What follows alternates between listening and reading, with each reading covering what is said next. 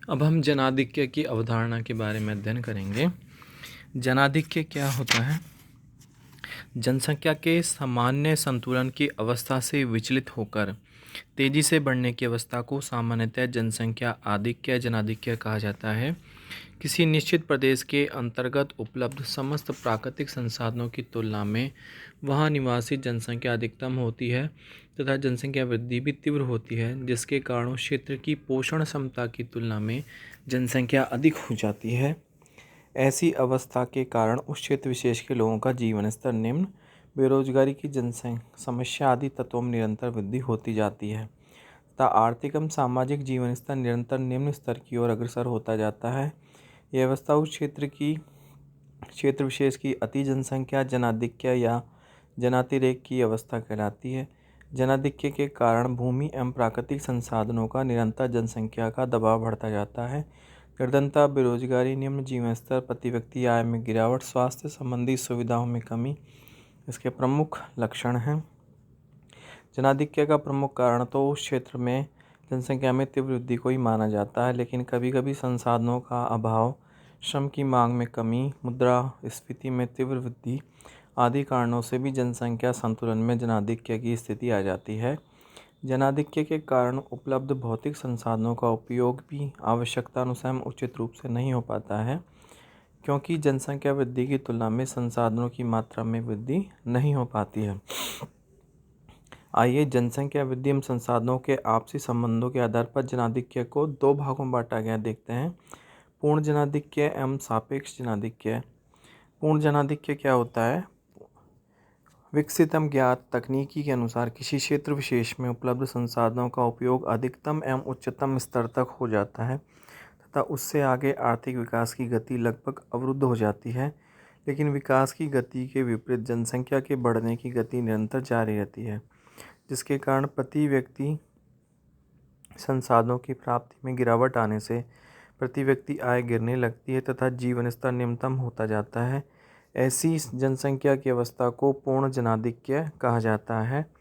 Clark महोदय ने कहा है कि निरपेक्ष जनाधिक्य जनसंख्या वृद्धि की वह अवस्था है जिसमें संसाधनों के चरम विकास के बावजूद भी जीवन के रहन सहन का स्तर निम्न रहता है। वर्तमान समय में ऐसी दशा ग्रेट ब्रिटेन,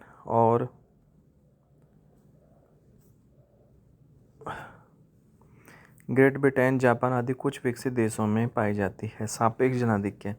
जब किसी क्षेत्र विशेष में निवासित कुल जनसंख्या के भरण पोषण के लिए वहाँ उत्पादित सभी वस्तुएं अपर्याप्त एवं कम होती हैं, ऐसी स्थिति सापेक्ष जनाधिक्य कहलाती है। सापेक्ष जनाधिक्य की स्थिति में क्षेत्र विशेष में उपलब्ध संपूर्ण संसाधनों का विदोहन तकनीकी सुविधाओं की कमी के कारण नहीं हो पाता है, लेकिन भविष्य में प्रौद्योगिकी के विकसित होने पर संसाधनों के उपयोग एवं उत्पादन वृद्धि की संभावनाएं कायम रहती हैं, जिसके कारण जनाधिक्य की स्थिति भी संतुलित होने की पूर्ण संभावना विद्यमान रहती है। प्रोफेसर क्लार्क महोदय ने कहा कि सापेक्ष जनसंख्या आधिक्य संसाधनों में संतुलन की वह स्थिति है जिसमें उत्पादन का वर्तमान स्तर जनसंख्या के लिए अपर्याप्त होता है। जनसंख्या स्तर को बढ़ाकर इस स्थिति से निजात पाया जा सकता है। वर्तमान समय में सापेक्ष जनाधिक्य की स्थिति विश्व के उन छोटे छोटे विकासशील देशों में पाई जाती है जहां उत्पादन का स्तर जनसंख्या वृद्धि की तुलना में निम्न पाया जाता है। जनाधिक्य की स्थिति अधिकतर संपूर्ण देश या किसी देश के प्रदेश विशेष में पाई जाती है।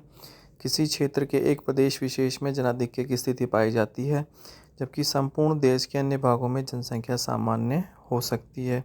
उदाहरण के लिए भारत के उत्तरी मैदानी भाग में, चीन के पूर्वी भाग में तथा इंडोनेशिया के जावा द्वीप में जनाधिक्य की स्थिति है, जबकि अन्य भागों में जनसंख्या वितरण सामान्य पाया जाता है।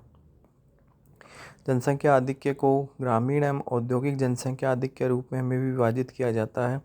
जब किसी औद्योगिक क्षेत्र में जनसंख्या आवश्यकता से अधिक पाई जाती है तो वह औद्योगिक जनसंख्या आधिक्य की स्थिति कहलाती है। इसके विपरीत जब ग्रामीण क्षेत्रों में जनसंख्या भार अधिक होता है तो वह ग्रामीण जनसंख्या आधिक्य कहलाता है। ग्रामीण जनसंख्या आधिक्य के कारण तीव्र जनसंख्या वृद्धि, भूमि में क्षेत्रीय वितरण की असमानता, मशीनीकृत कृषि, अकृषित क्षेत्रों का कम विकसित होना, कृषिगत उत्पादन का निम्न स्तर, सामाजिक विकास का स्तर कमजोर होना, कृषिगत उपजों पर अधिकतम जनसंख्या निर्वहन का अभाव आदि। जनाधिक्य की स्थिति उस क्षेत्र विशेष की जनसंख्या वृद्धि की स्थिति, संसाधनों की उपलब्धि, उपलब्ध संसाधनों के उपयोग तथा नवीन प्रौद्योगिकी पर आधारित रहती है।